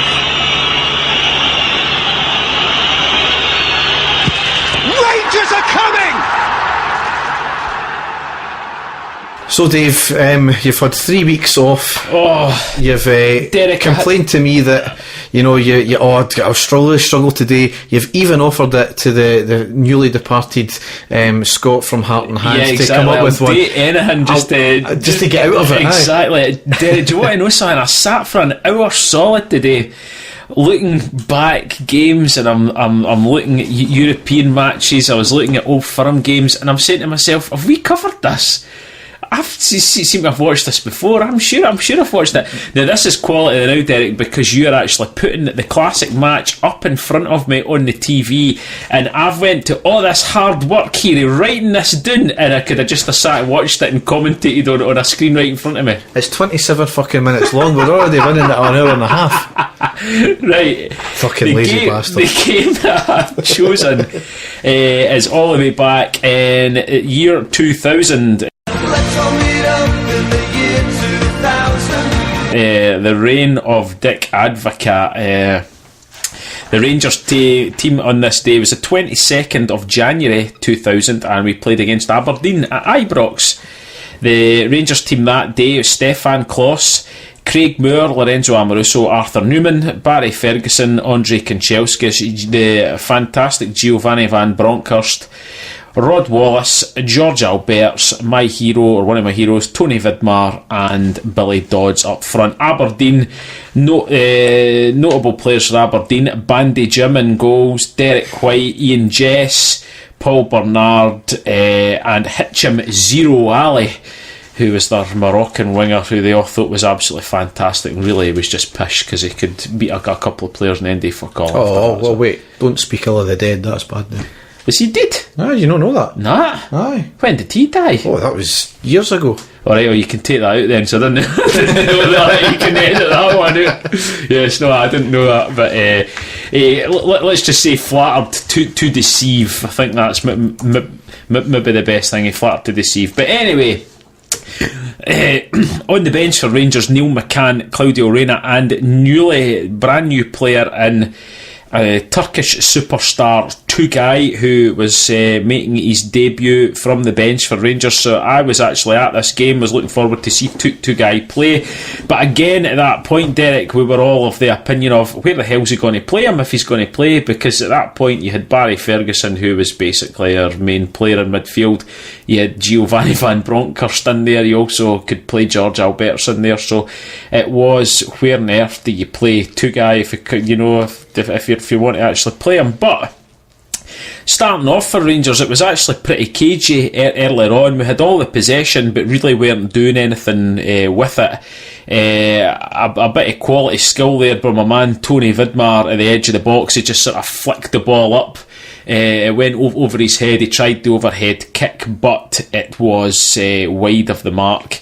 Van Bronckhorst then had a left foot shot from the right hand side, which was straight to Jim Leighton, saved. But these were all half chances. Billy Dodds with a header, which was saved. Aberdeen at that point just couldn't keep possession, but we weren't really doing much with it. We were forcing corners, but still nothing. Alberts was trying a long range shot as well, which was straight to Jim Leighton. Then just after that, Amoruso with just about an identical shot just past the post. Rod Wallace then had a great chance to score, but he shot just wide after being set up by Arthur Newman. And then on the 37th minute, Rangers scored their first goal. It was one of these games we didn't think it was going to happen. The corner kick from Van Bronckhorst, and it's Craig Moore who opens the scoring. 9 minutes left in the first half, unchallenged with Moore.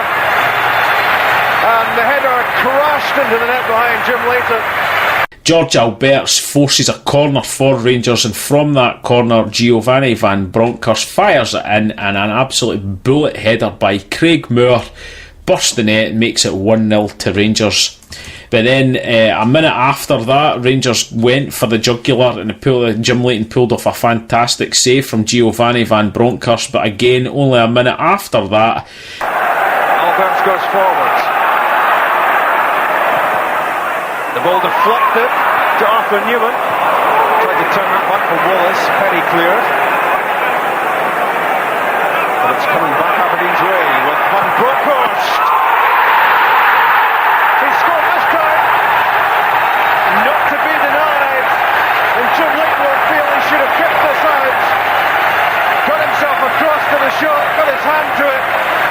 could do was push the ball into the corner. Van Bronckhorst with a long range shot, really poor by Jim Leighton. It basically went right through his hands. He made a complete mucky at that, made it 2-0 to Rangers just with just over 5 minutes to go in the first half. Then it was just relentless for the last 5 minutes of the first half. Rod Wallace misses an open goal from a fantastic cross across the box with Giovanni Van Bronckhorst. But then we did manage to get a third goal just before half time. Players have a stunned look about them at the moment. Having coped well with Rangers for half an hour or so, and suddenly bang bang and 2-0 down. And it could get worse. Arthur Newman! 3-0! And Arthur Newman's first goal for Rangers!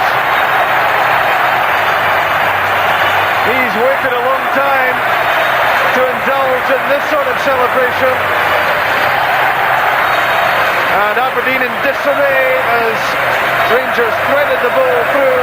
Newman turned inside. Jim Leighton was committed, and there was room for the Dutchman to squeeze the ball home with the outside of his left foot. Giovanni Van Bronckhorst to Rod Wallace to Arthur Newman, who controls, it turns his man and manages to poke the ball home to make it 3-0 to Rangers at half time. Going into the second half, Albert's a fantastic through ball to Rod Wallace, who ran through. His shot was saved, and then the first time probably that Kloss came into action for Rangers, save from close range, and from him saving that, the ball came to Rangers and we hit them on the break. 60th minute. And now it's Rangers on the attack with Kanchelskis.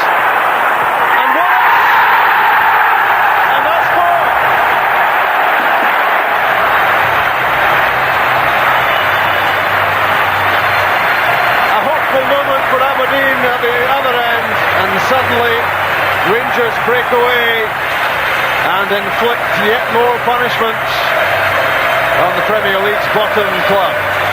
Kanchelskis was the set-up man, and this time Rod Wallace couldn't miss. It was on a plate in the 6-yard box, and Wallace tucks away goal number 8 of the season, and it's 4-0 Rangers with 15 minutes gone in the second half.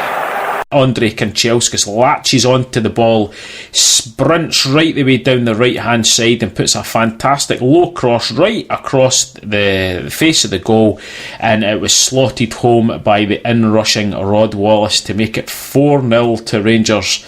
Rangers weren't going to rest on their laurels though. They kept up the pressure, and there was some fantastic one-touch play from Ferguson and Albert's first time pass to Van Bronckhorst, who then a first time through ball to Rod Wallace, who hit a great shot and it cracked off the bottom of the post and back out.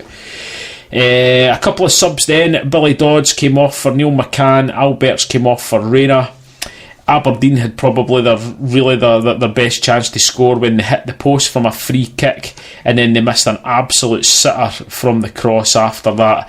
And then what Rangers fans had been waiting on, Tugai coming on for Van Bronckhorst, and basically his first chance of the match, I think it was his first touch, had a great chance to score. It was just wide from a long range shot. Still all Rangers pressure. Tony Vidmar down the right, back onto his favoured left foot, crosses it over to Andrei Kanchelskis, of all people, in the box. He gets a sort of great shot, manages to get a great shot. It was a good save by Leighton then. And then just before the end of the match, Rangers made it 5-0. Slick passing around the penalty area. Now in from McCann to Wallace. And would you believe it, Barry Ferguson has scored his first of the season. It trundled into the net. Not the most convincing of finishes, but he won't mind. He's broken his duck for the season, and for Rangers against Aberdeen this afternoon, that's number 5. Barry Ferguson to Rod Wallace, back to Neil McCann, who chipped the ball through to Wallace, who then places the ball back to Barry Ferguson, who has a sort of misclaffed shot, but it ends up in the back of the net to make it 5-0 to Rangers. Right at the end there, Andre Kanchelskis has another great chance when he runs at the defence and has a great shot saved by Jim Leighton, but finished 5-0 to Rangers. Absolutely murdered them on the day. It took a while to get going, but once we scored the sort of first goal, it was just one-way traffic after that. Some great goals, some great play. Van Bronckhorst was absolutely outstanding on the day. He's overall player. I think we forget sometimes how good a player Van Bronckhorst was, considering he was playing as a centre midfielder for us, but he made his name as a left back. He was absolutely outstanding in that game. And as always, if you get the chance to go and watch it, go and put it on YouTube. Like I said, it was the 22nd of January 2000, 5-0 to Rangers, some great goals and some fantastic players on show. And as I say, Derek has got that game up right now on his big TV above all of his computer equipment here in his wee studio, so we're watching it right now. But I think my commentating is much better than the sports scene commentators that day, Derek. Sorry, what were you saying? I wasn't listening, I was watching the game. Yes, I can't remember the game, to be honest, but that's nothing new there, and I'm watching it back there now, and it's been completely dominating. Yeah. It's good to see a Rangers team do that for a change. Exactly, Ibrox, yeah. Yeah, but certainly, as Dave said, check it out. Yes. Right, we will go now into the news.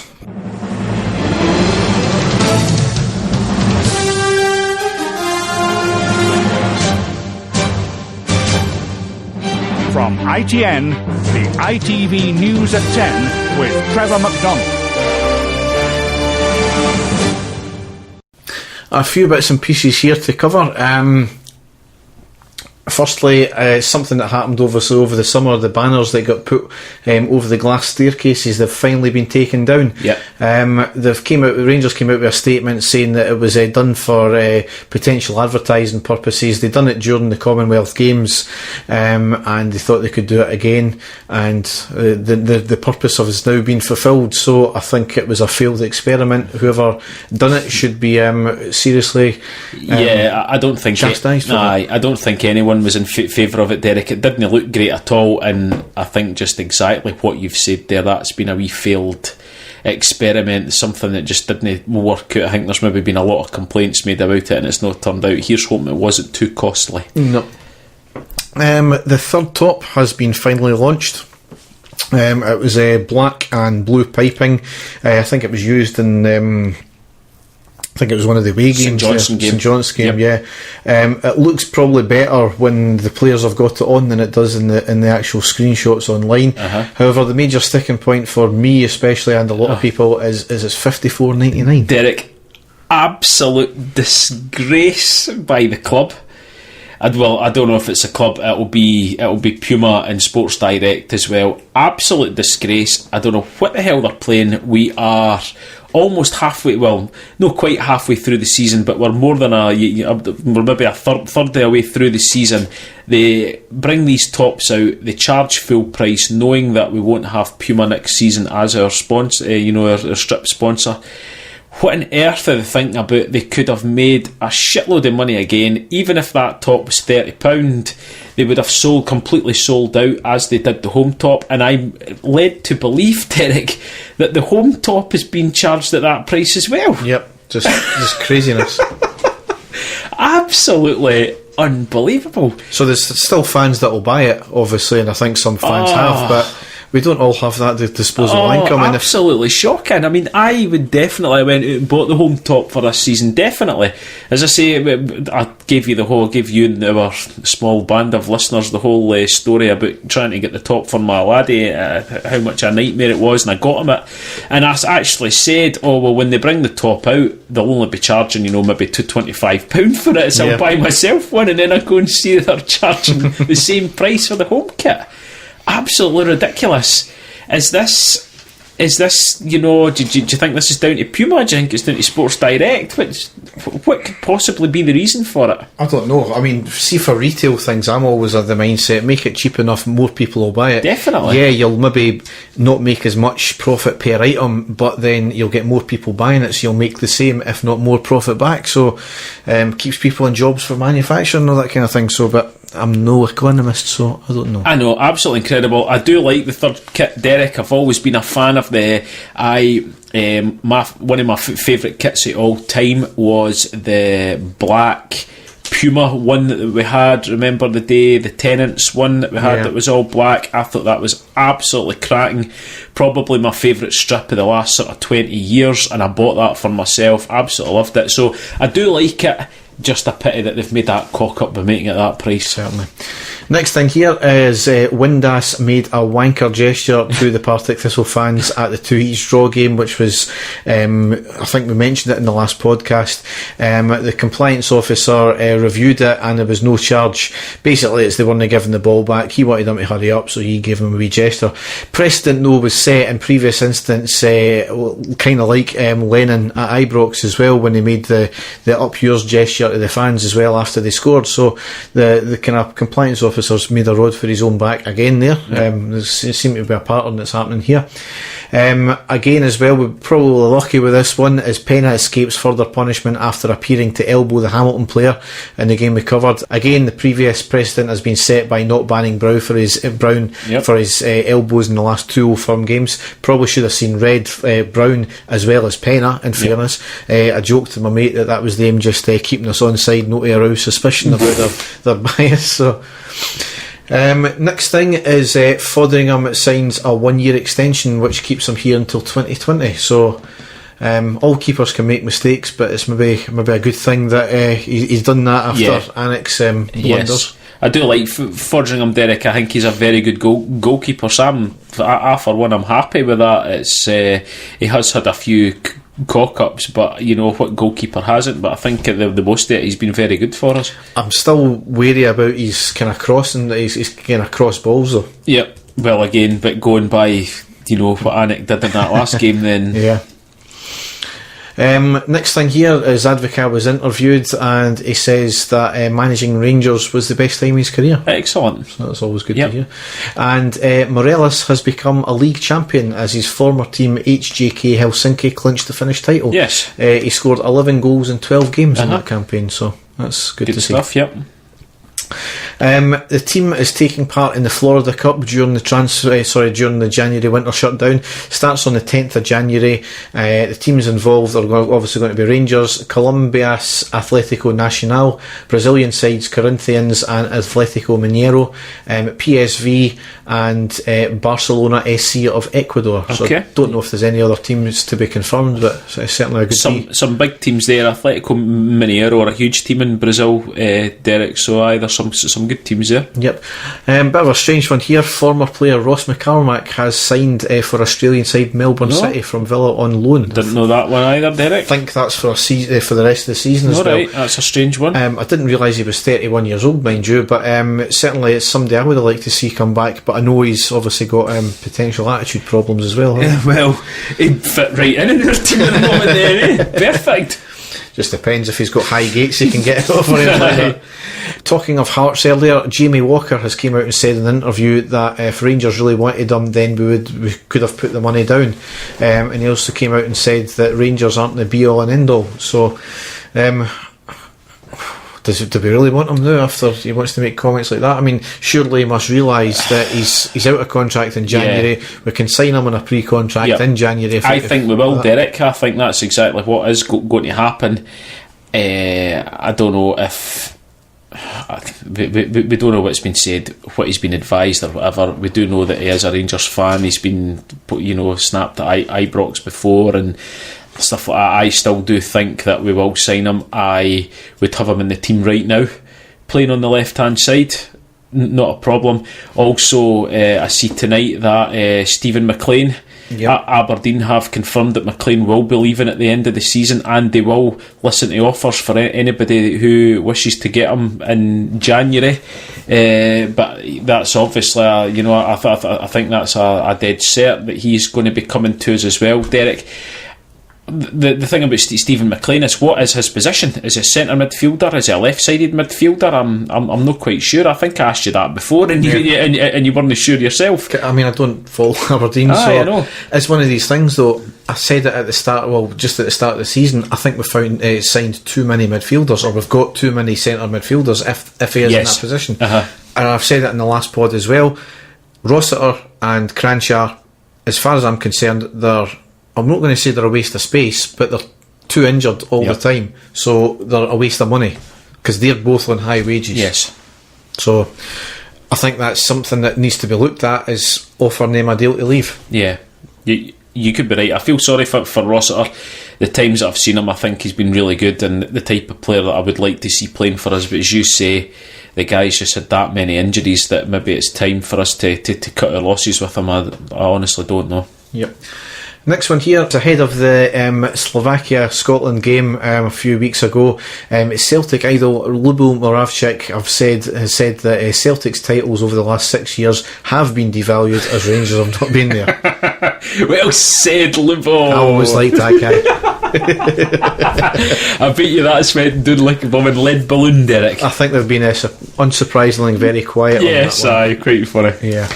I think he's maybe got his wish here. Nacho Novo was at Auchenhowie running a training session with Pedro. Yes, in the last week there. I think he's been there quite a lot actually, Derek, so there's not been any official word from Rangers, certainly. So I mean, I don't know any fans that wouldn't be happy with Nacho being there. He showed how daft he is for the club, and he's willful for us to win, so maybe that's a good sort of person to have about the training ground. I don't know. He's certainly very, very enthusiastic all the time as well, especially about Rangers, so no, I'm quite happy with that one. And the last piece of main news of here I've got is Dundee United took a wee dig at us in the programme for a game that didn't include us, nor are we even competing in the same competition as that game. It was in the Challenge Cup tie against Linfield, and it mentioned Linfield as being the most successful team in existence. Dundee United issued a statement after saying that it's not them that create the content and it's outsourced to a third party. Yeah, sure. Derek, Dundee United, do you remember them? Vaguely, I seem to think they're managerless again, are they not? Yes, they are. They're in a complete shambles, Derek, and even more so than us. I'm that's telling absolutely something. Pissing myself laughing at that thought, because I don't think we'll see Dundee United back in the Premier League in a very long time. Nope. They're a complete shambles. They've got no money, and basically it serves them right for basically sleeping with the enemy, as far as I see. So get it right up them. They sound a bit like us, a complete shambles with no money. But yeah, fuck them. Yes, exactly. Right, we're at that stage now. Oh, here we go. Derek, don't put any of this up on the big screens, for God's sake. We'll get into serious trouble. The way I read this was the way I thought this was this guy's name. Headline is Hounds of Love. Right. Randy Weirdo, 19, arrested for having sex with a stray dog in a public toilet. Okay. But Randy Weirdo isn't his name. No, it happened in India, and it's some Indian name I'm not even going to try and pronounce. We'll just call him Randy. Randy. Well, that's the end of the story, because I'm not reading the rest of it. It's sick people in this world. Definitely. Right. Now, there's a weird kind of trend of things that are happening in the world with technology and Bluetooth and wireless and all that kind of thing. And this one is plug and play. Hacker seize control of internet-connected butt plugs in a terrifying demonstration of the vulnerability of smart sex toys. An IT researcher was able to remotely control a Bluetooth-enabled Hush butt plug and take control of the gadget. Italian researcher Giovanni Malini said that he was able to take over by bypassing its security on the low-energy device. So basically what he's trying to say, he's able to turn the butt plug on and off. A butt plug. Well, not knowing what a butt plug is, Derek. No. Not at all. But he can basically turn this on and off wirelessly, is that correct? Effectively, but which is kind of what the whole point of it was. So, because how are you meant to get the controls if it's up your bum? So the question was, where was this so-called device? Was it on show somewhere, and he was controlling it from his home, or? Well, I think that was the initial idea of it, where you can control these toys from abroad to give your partner pleasure from abroad. Okay. So, from abroad, or from another room, or from somewhere. So he's just saying that you can hack them, but what can he theoretically do? Turn it on and off, which is the main point of it anyway. Okay. So we'll just leave it there, because I know nothing about these things. No, definitely not, no. The last one I've got here is dead wrong. Moment man confronts Randy couple caught having sex in London cemetery. Brazen daylight bonkers are filmed taking part in a grim graveside tryst as mourner visits his uncle's grave. The Randy pair were filmed romping. Why did they film it? Exactly. You've hit the nail right there. Romping in broad daylight, just yards from headstones in Greenfoot Park graveyard in West London. A shocked witness who was visiting his relative's resting place can be heard telling the couple off for their brazen half-naked display yesterday afternoon. He shouts, "This is a cemetery, this is a place of respect." But he is met with sweary rant from both bonkers who insist they were nowhere near the graves. Okay, and the interesting thing was that his video was like 25 minutes long before he shouted that at them. Is that what you're trying to say? I think it might have been, yeah. Can I just have a wee point, Derek, when you're talking about people bonking and fuds and things like that? The first thing that came into my head was Chris Sutton for some reason, and I wanted to say Chris Sutton is really. This is the one thing. Now we know that he makes an absolute tit of himself on a weekly basis, Derek, but he came away with something last week there, and I was drinking at the time, and the drink came up through my nostrils when he actually said it, because I couldn't believe they actually said it. Now, he basically said that Morelos is the player who cries wolf. He says that he goes down all the time, and that's basically why he's getting no calls for the referee. Now, that from Chris Sutton is the most hypocritical thing I have ever heard in my life, because I still go on about Chris Sutton as being the biggest cheating, diving bastard that I have ever seen play in Scottish football. Now, I don't know if you can remember Chris Sutton when he played, Derek. You know, he was over 6 foot tall. He was, you know, and I'm giving him a compliment here. He was very strong. He was good in the air. But Chris Sutton, anywhere near the box, and I'm talking about outside the box, inside the box, if anybody so much as sneezed next to Chris Sutton, he would drop as if somebody had shot him, 10 times with a blooming pump-action shotgun. He went down so quickly, it was unbelievable. I have actually never seen a player since Chris Sutton who was as bad at falling to the floor for the slightest wee thing. And that, for me, is the biggest insult that I've ever heard a player, as if Chris Sutton can turn round and say that about somebody.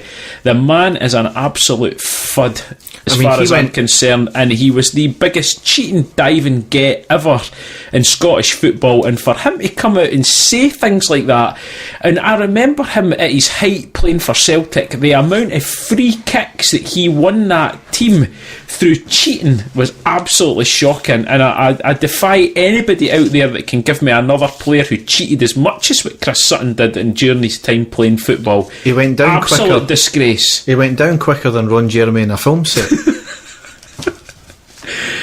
But I mean, really, what the things that man comes away with is shocking, and I'm surprised that nobody actually challenged him, even on social media, for that. Because in my eyes, he was the worst that I've ever seen for doing things like that, and it just absolutely, I was so enraged when I heard them saying it. That I think to myself, that for me is the worst thing that he's came away with yet, and that's saying something for Chris Sutton.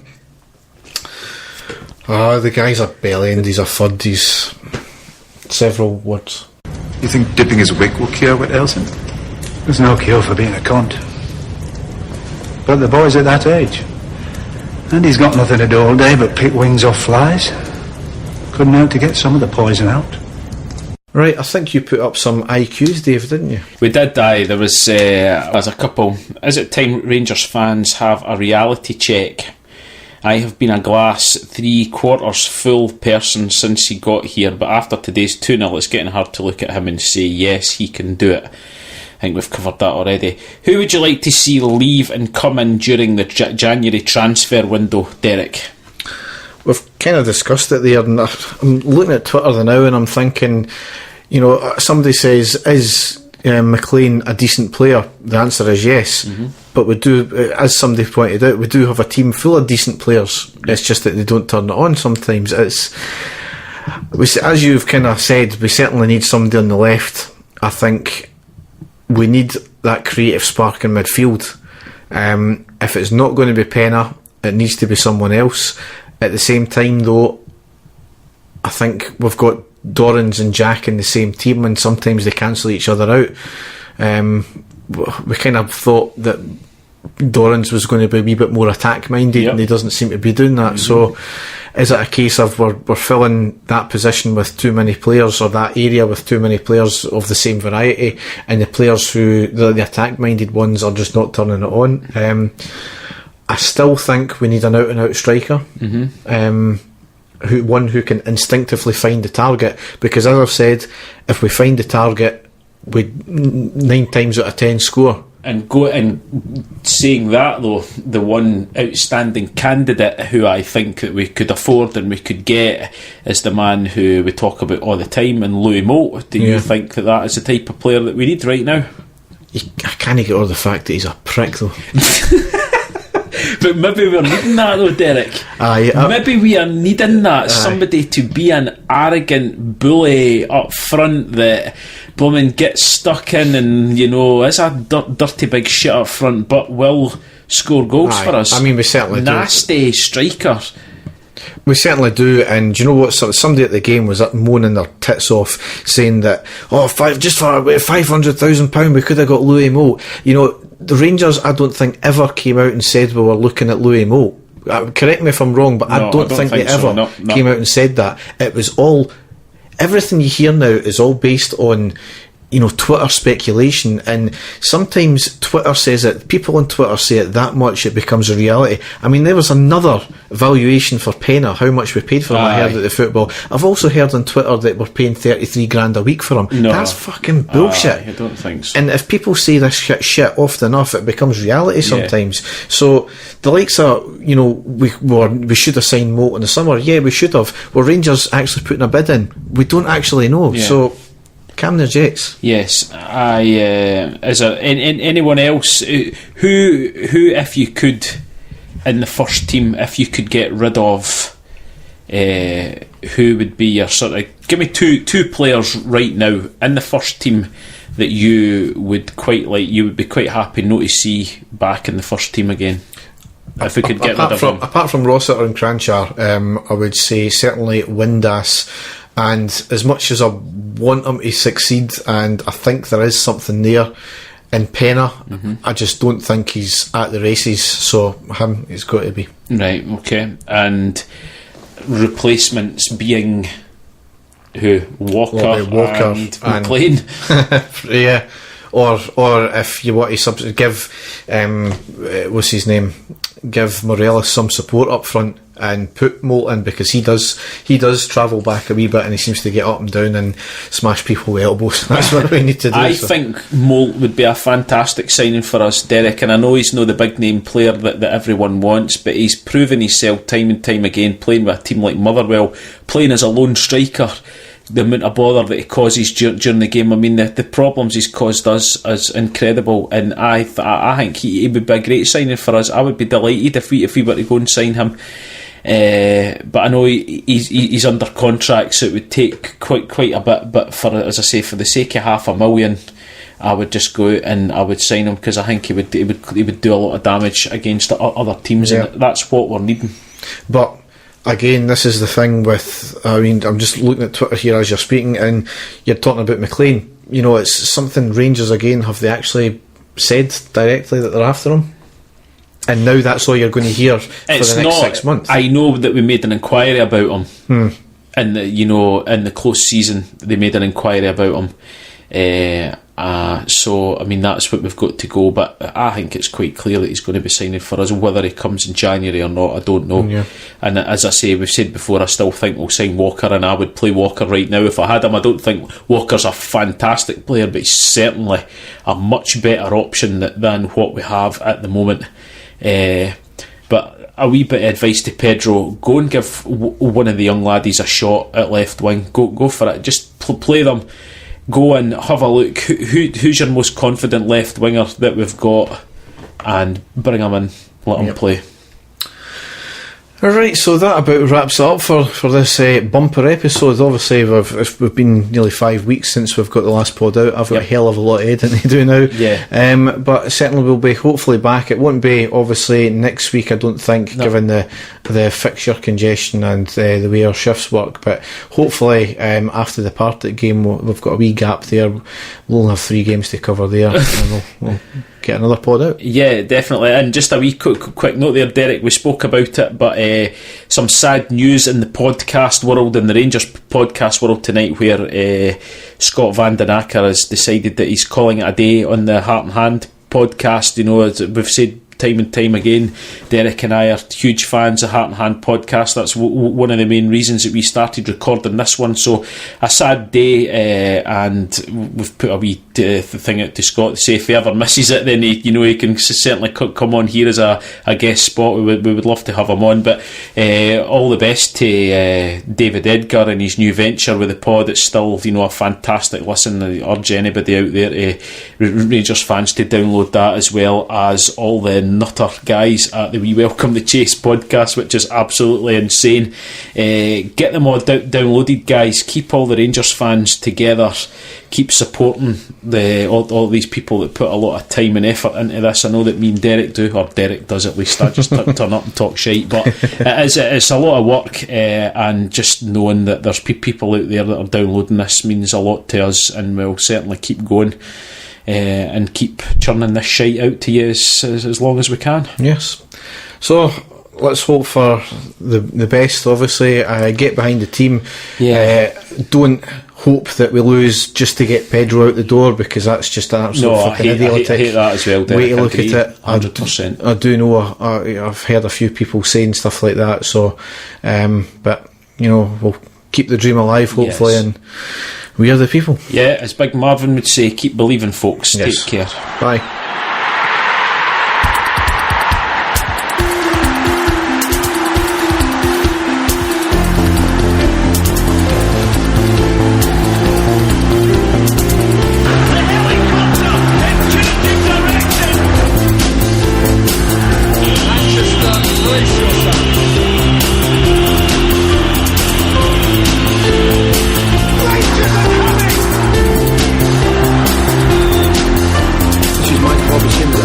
Thousands of supporters, and we don't do walking away.